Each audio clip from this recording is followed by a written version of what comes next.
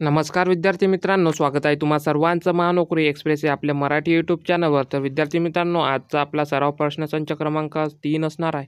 याआधी 2 सराव प्रश्नसंच घेतलेले आहेत, ते जर बघितले नसेल तर बघून घ्या. हे सराव प्रश्नसंच सर्वच परीक्षांसाठी अत्यंत उपयुक्त असे ठरणार आहे. तर व्हिडिओवर नवीन आला असाल तर व्हिडिओला लाईक करा, चॅनलला सबस्क्राईब करा, जेणेकरून अशाच प्रकारची प्रॅक्टिस तुमची होत राहील आणि नवनवीन व्हिडिओ तुमच्यापर्यंत पोहोचत राहील. तर चला व्हिडिओला सुरुवात करूया. आजचा आपला पहिला प्रश्न असा आहे, भारताचा पहिला सागर सेतू कुठे आहे?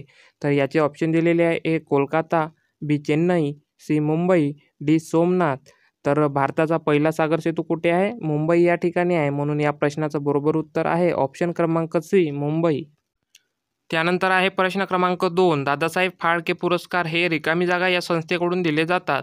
ऑप्शन दिलेले आहे: ए फिल्म इन्स्टिट्यूट पुणे, बी महाराष्ट्र शासन, सी माहिती व नभोवाणी मंत्रालय भारत सरकार, D Dadasaheb Phalke charitable trust. तर दादासाहेब फाळके पुरस्कार हा माहिती व नभोवाणी मंत्रालय भारत सरकार यांच्यामार्फत दिला जातो, म्हणून या प्रश्नाचा बरोबर उत्तर होईल ऑप्शन क्रमांक सी, माहिती व नभोवाणी मंत्रालय भारत सरकार. त्यानंतरचा प्रश्न आहे, सरहद्द गांधी या नावाने कोणाला ओळखले जाते? तर ऑप्शन आहे: ए आगा खान, बी खान अब्दुल गफार खान, सी महात्मा गांधी, डी मोहम्मद अली जिना.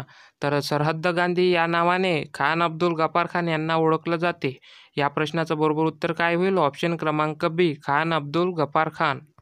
त्यानंतरचा प्रश्न आहे प्रश्न क्रमांक 4, रिकामी जागा हे एकमेव संघराज्य प्रदेशात स्वतंत्र उच्च न्यायालय आहे. ऑप्शन आहे: ए दिल्ली, बी चंदीगड, सी दीव दमण, डी लक्षद्वीप.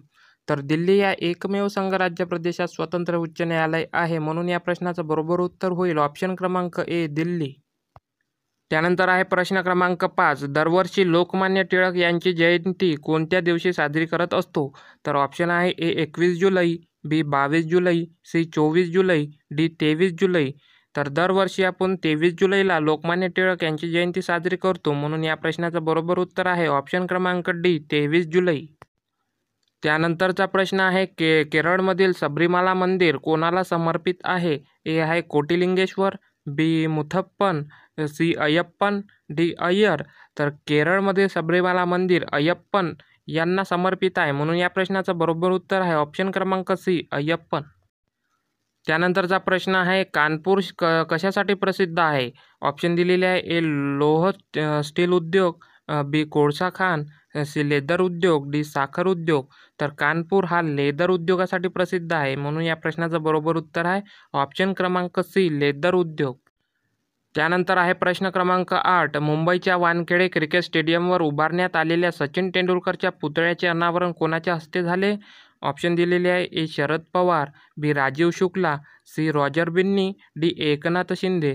तर वानखेडे क्रिकेट स्टेडियमवर सचिन तेंडुलकर यांच्या पुतळ्याचे अनावरण एकनाथ शिंदे यांच्या हस्ते झाले आहे, म्हणून या प्रश्नाचं बरोबर उत्तर आहे ऑप्शन क्रमांक डी, एकनाथ शिंदे.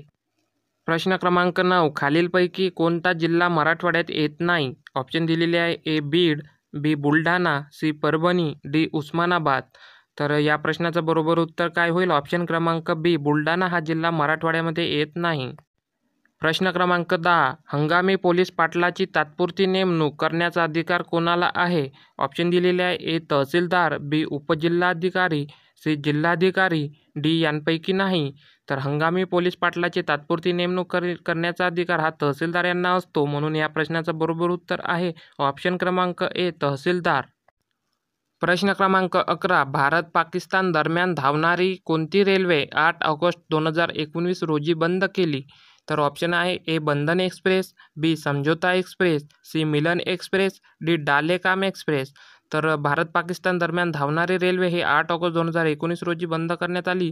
ती रेल्वे होती समझौता एक्सप्रेस, म्हणून या प्रश्नाचं बरोबर उत्तर आहे ऑप्शन क्रमांक बी, समझौता एक्सप्रेस.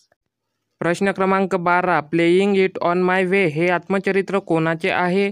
ए सुनील गावस्कर, बी विराट कोहली, सी सचिन तेंडुलकर, डी महेंद्रसिंग धोनी.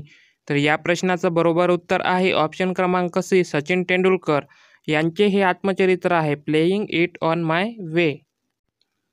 त्यानंतरचा प्रश्न आहे, रिकामी जागा या किल्ल्याला ब्रिटिश लोक पूर्वेकडील जिब्राल्टर असे म्हणत असत. तर ऑप्शन आहे: ए जंजिरा, बी कर्नाळा, सी रायगड, डी कोंढाणा. तर रायगड या किल्ल्याला ब्रिटिश लोक पूर्वेकडील जिब्राल्टर असे म्हणत होते, म्हणून या प्रश्नाचा बरोबर उत्तर आहे ऑप्शन क्रमांक सी, रायगड. त्यानंतर आहे प्रश्न क्रमांक 14. आशियातील सर्वात मोठे कृषी विद्यालय कोठे आहे? ऑप्शन दिलेले आहे ए हिसार, बी पुणे, सी राहुरी, डी दापोली. तर आशियातील सर्वात मोठे कृषी विश्वविद्यालय कुठे आहे? हिसार या ठिकाणी आहे, म्हणून या प्रश्नाचं बरोबर उत्तर होईल ऑप्शन क्रमांक ए, हिसार. त्यानंतरचा प्रश्न आहे द अनटचेबल्स या ग्रंथाचे लेखक कोण आहेत? ऑप्शन दिलेले आहे ए महात्मा फुले, बी डॉक्टर बाबासाहेब आंबेडकर, सी वीरा शिंदे, डी रा र डोंगरे.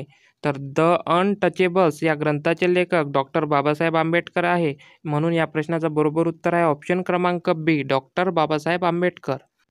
विद्यार्थी मित्रांनो, व्हिडिओ आवडल्यास व्हिडिओला लाईक करा, चॅनलला सबस्क्राईब करा, जेणेकरून अशाच प्रकारचे नवनवीन व्हिडिओ तुमच्यासाठी घेऊन येत राहू. भेटूया पुढच्या नवीन व्हिडिओमध्ये. तोपर्यंत धन्यवाद.